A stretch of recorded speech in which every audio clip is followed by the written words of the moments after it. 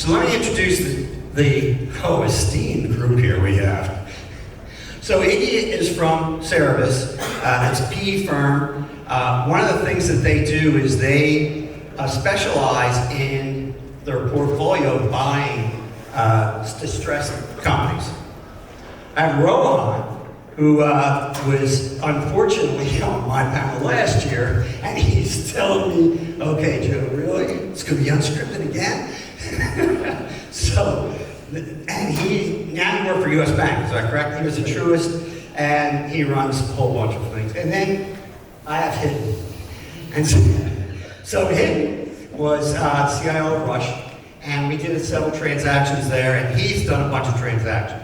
So I'm going to ask you first, Hiten, as I'll sit down. Now, you tell me in a deal, what do you think, what is your definition of innovation, and how does it apply? So when I was at Rush, the role for innovation in this context was evolving the business model. You have a health system in the middle of Chicago, super competitive. Most of the physicians in the market were employed or in private groups, and our method of growing was to get more referrals from market physicians.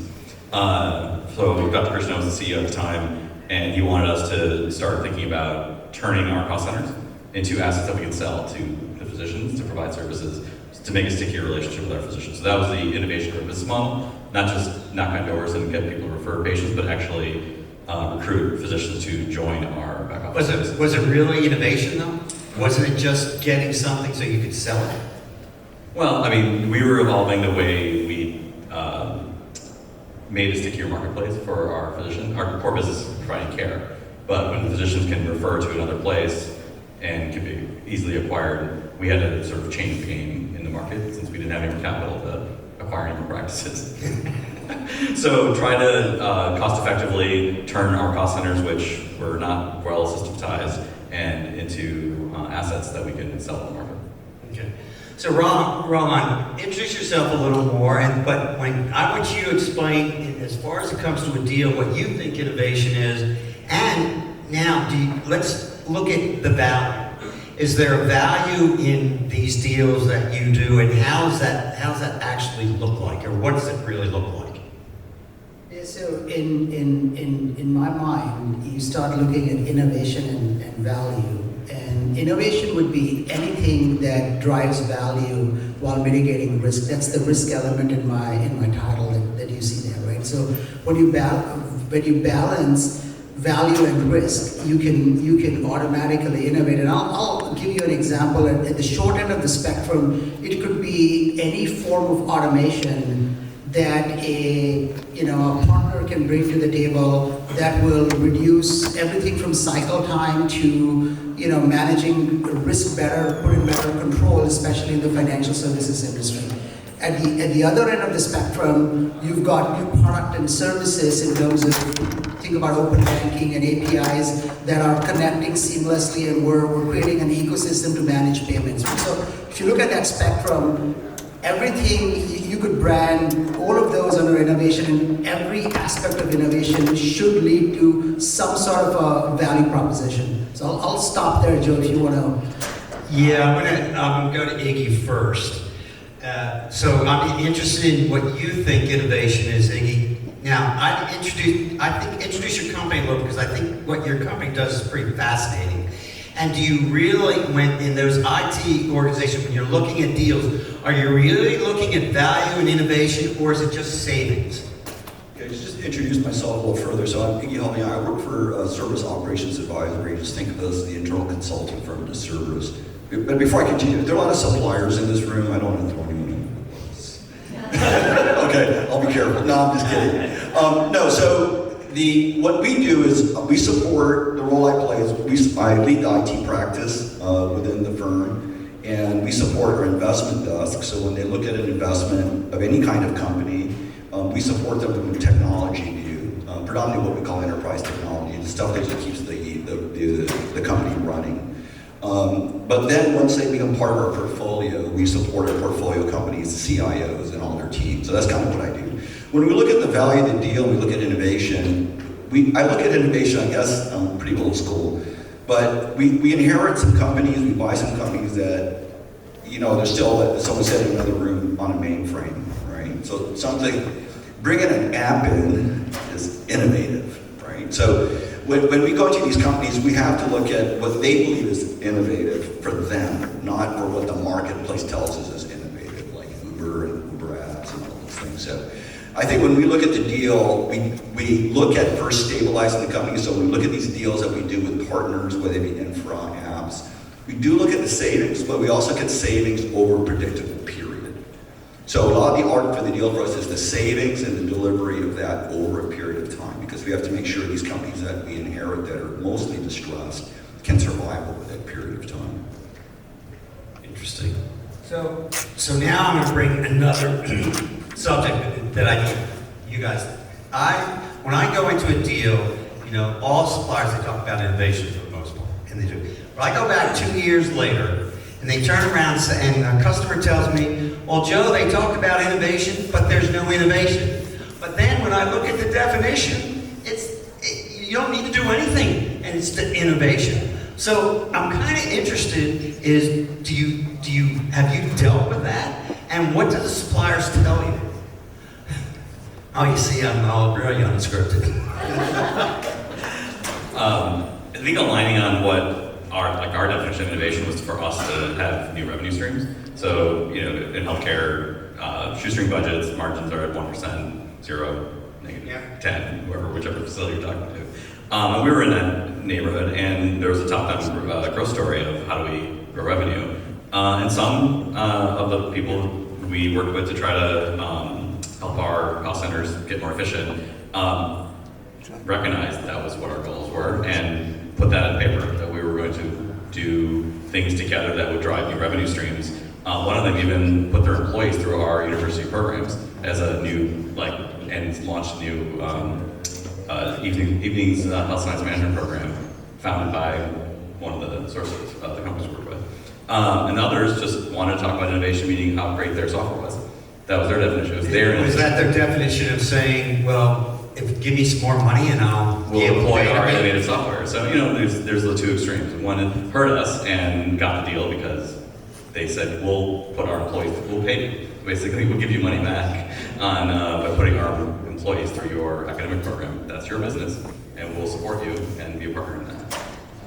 Rohan. Yeah, so, Joe, I think the supplier hasn't done a great job of managing expectations higher up, because I'm sure there's been a lot of innovation. I'll give you an example. This is from several years ago, so it might be a little outdated, but typical AP function, there used to be 10 people processing a FedEx and a UPS invoice. Those of you that know, it's a massive invoice that comes as a PDF document with line items that require reconciliation back to the cost centers that originated it, right? So basic thing, what the supplier did in this case, they figured out how to download that as an Excel file. And they created a macro that would push those transactions into GL. Now that, in my mind, was a good bit of innovation, right? It took the cycle time 7 or 8 people down to a couple of hours.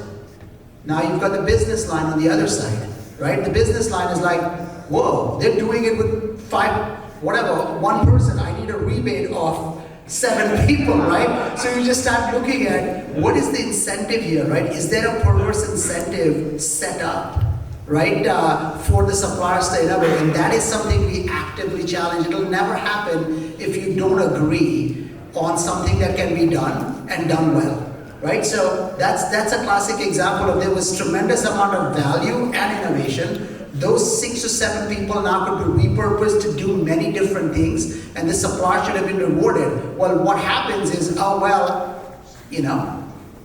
what are they going to do now? Or do we push more work, right? So there's got to be a way that you can manage those expectations and ensure that there is continuous improvement. Otherwise, there's no incentive left on the supplier's part to innovate.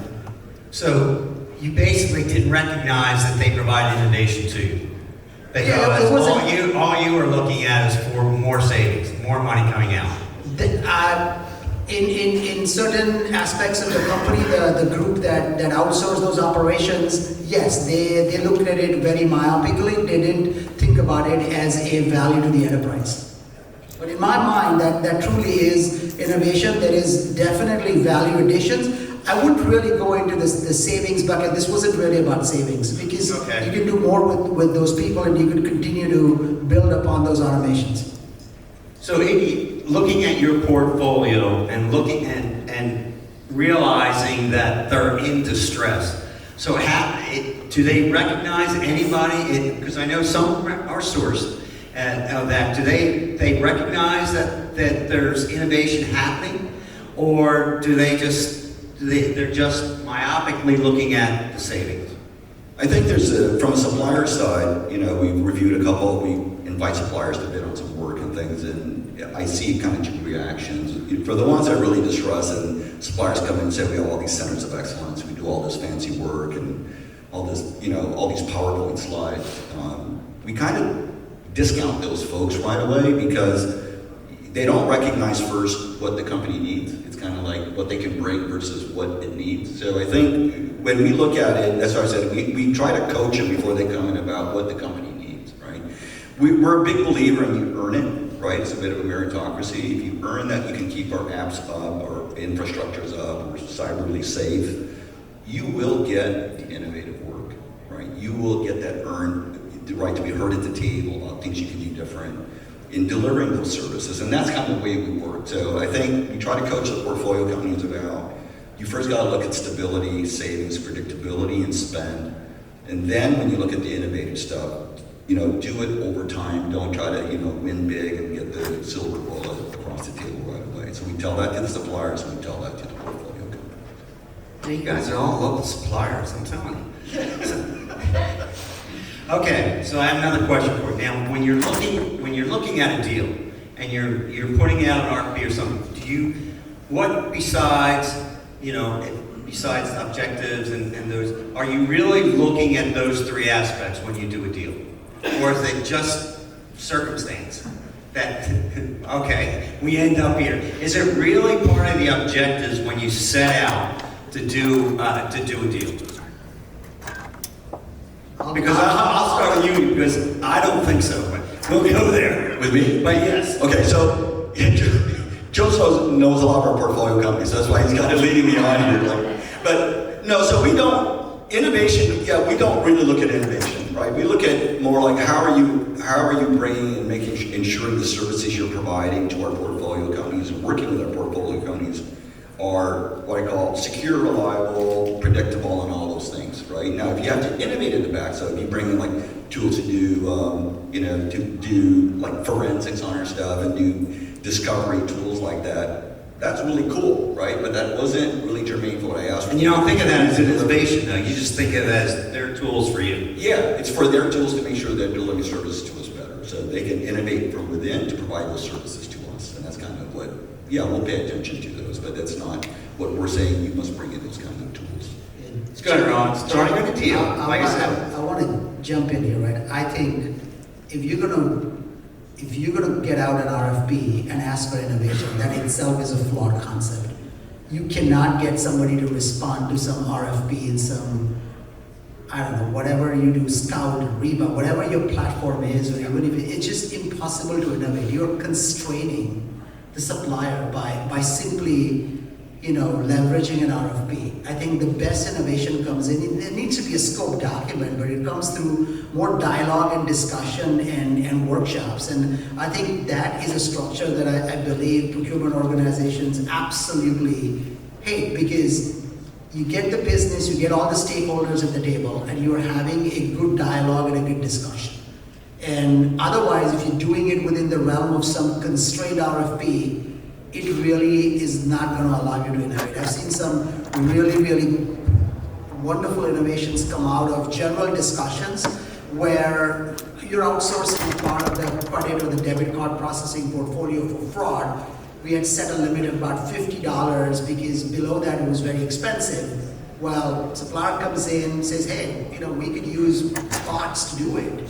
Well, now you could go all the way to 25 cents, and you look at the number of transactions between $5 and $1 on fraudulent transactions in your ecosystem. That's a massive portfolio. You were leaving all that value on the table just because you couldn't do it manually. Now you get You get box interview, but these are discussions. You would never have happened through an RFP process. So that, before you go, let me follow up on that a little bit. So there you have, I know there's some customers and there's some lawyers and there's some things that happen. In the contract, they say they're going to bring innovation. So if I listen to that properly, then you're saying that's a false premise. Yeah, I think it's a false premise because when you're committing, right, think about how many deals, and Joe, you know this more than anyone else, but if you historically look at deals where innovation was promised in the deal, and you go back 3 years, you have no tracking. The people who promised the innovation have gone to another company. The people who are left with a contract don't know what was promised because the person who signed the contract has moved on. There is just not enough of good data points to be able to build that innovation, track it, right? So it needs to happen through collaboration, it needs to happen through joint discussions, and it needs to happen like an incremental step function. So then how do you instill it in both your organization and the supplier to make sure that it actually happens and that you're getting the value from that relationship, you're getting the savings that you want, and the innovation? So how do you do that then, if you don't do it contractually? It's got to happen through mutual discussions. It's got to happen through. It has got to happen through meetings, month over month, quarter over quarter, spending the time together. I've seen a lot of innovation happen through meeting with your extended teams, whether it's developers sitting across in some foreign countries. I know the pandemic travel was difficult, but I've seen all of that happen through collaboration as opposed to contract. Okay, so Hiten, you run these contracts. Is that something that you put into your deals, or is that something that you think that just automatically happens through meetings? So pre-pandemic, the goal was use innovation as a sort of a device to drive new business growth. So the two things we did before the pandemic, one had it contractually obligated, so the support of a launch of a new academic program with the employees of that company coming, that was contractually obligated. Mm-hmm. So then we made the investment of creating the new program. That was our commitment. Their commitment was to send some bits to new students, and that happened. It was contractual. That same deal also had an obligation to launch an innovation studio. They funded it. Did our teams actually do their job after the contract was signed? No, because they didn't want to participate because they were just told afterward, so that didn't work very well. And then another one, the other just in the lab space, was basically we're going to do the commodity work with you, but now we want to work on recruiting clinical trial patients. This is LabCorp and the Covance partnership, so that work wasn't contractual. We just got the two teams together that needed to work together, and both sides were aligned on having that innovation work. Now, was that in the form of a pilot or something that kind of walked before you ran someplace? So this was in post the LabCorp Covance acquisition. They staffed someone on our side, so they paid for someone to sit in front of Epic and find clinical trial potential patients. So they put their money into get that partnership going. And of course, the oncology team was happy to have the help and find clinical trial patients. So both of those one was contractual. Two were contractual, one fizzled, even if those contractual, because people moved on. And then the other one was contractual, but we were aligned on the joint goals. And then once the pandemic hit, we focused on cost. Like the innovation sort of went away. Right, I agree to both your points, and I think some of it has to do, it depends on the culture of both companies, and it's how much they trust each other too around that. So we have a couple minutes left, and I love the audience to ask questions because they're sitting there and going, okay, these guys are pulling. So I'm going to ask, and who's got a question? And I'm going to there we go, Matt.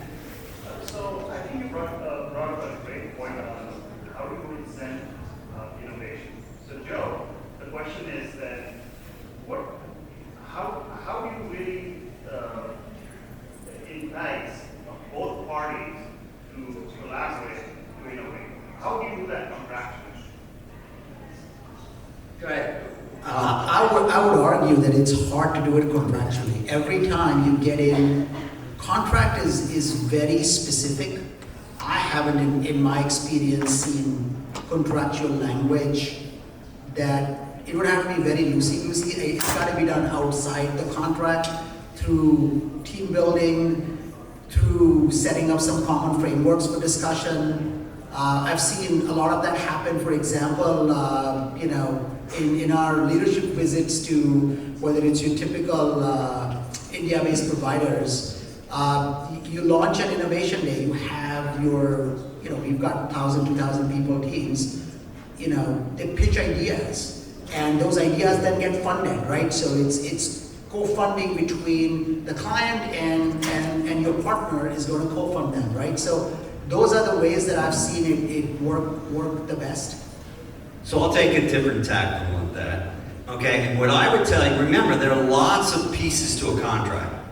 And what I would tell you is the governance model, and people just kind of blow that away. To me, the governance model is one of the most important aspects of that contract. And in there, you don't know what's going to happen with innovation. You don't know where you're going to go with this.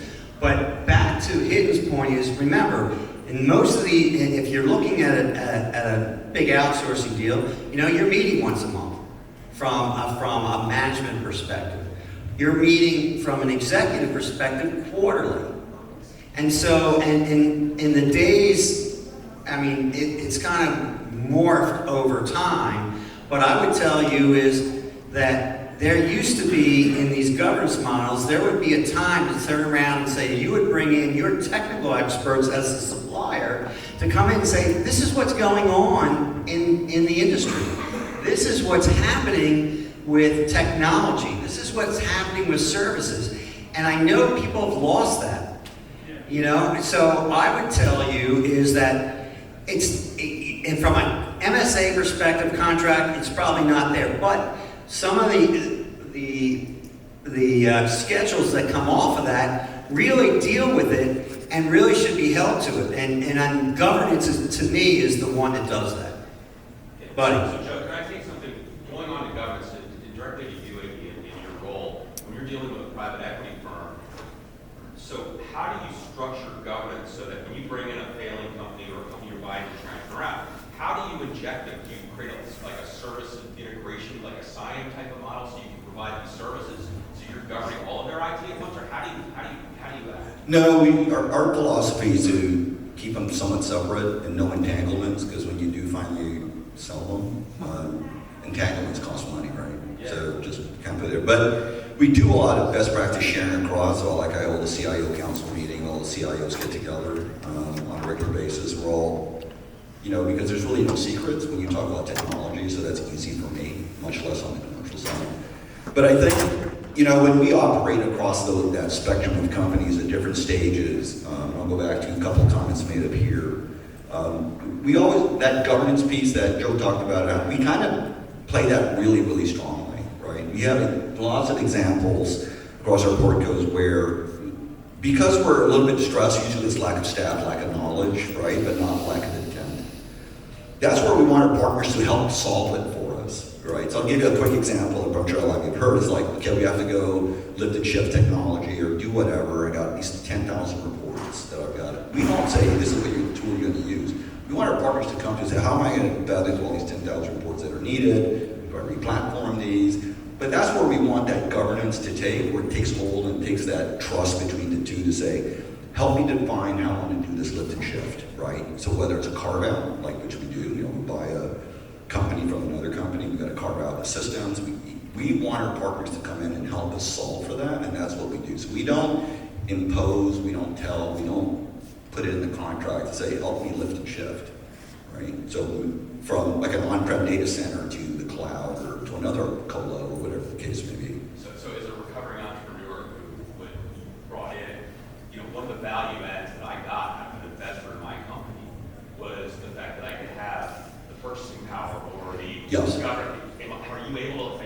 We do, yeah, so we do. So there's a couple of layers of that in the contracts, and again, with the suppliers in the room, you can come and call me later. No, but we do. We because our companies are different sizes, right. Most of the suppliers that want to deal with us don't care about that anymore. It's not a volume buy, right? right?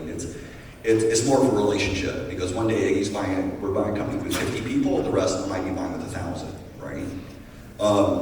So what we do with our partners in that case is we pretty much know what the rate tables are, and people like Avasant help us with what's a fair price.